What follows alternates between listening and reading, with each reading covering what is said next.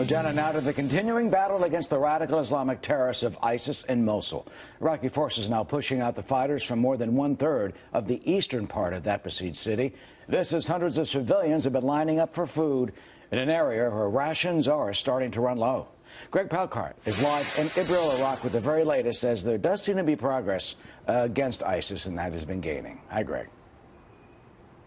Hi, Eric. Yeah, big claims of progress today from officials in the efforts to get ISIS out of Mosul, but some very hard realities on the ground. Specifically, Iraqi officials are claiming that they have liberated 10 districts in the eastern side of the city from ISIS and that they have killed 1,000 militants.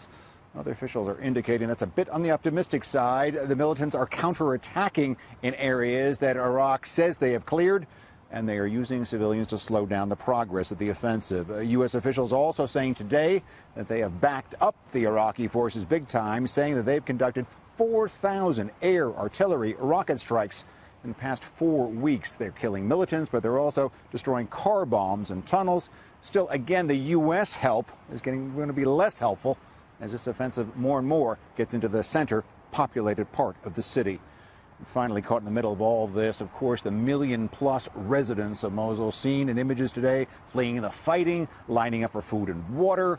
Services like electricity have been knocked out in the areas that have been liberated from ISIS. And yes, they're being targeted again directly by ISIS thugs. More reports of 20 civilians killed for, quote-unquote, collaborating with the enemy. Eric, how long will it take to get ISIS out of Mosul? Just in the couple of weeks that we have been here, we unfortunately have seen the estimates rise. The first official we talked to said 2 to 3 months. The second said 5 to 6 months. Today, we heard a guess of 10 months. You got to hope and pray for the sake, the very least, of those civilians, those innocents caught in the middle of all this. It's done faster than that. Back to you. Absolutely a humanitarian crisis, but it is slowly gaining ground. Thank you. Jenna?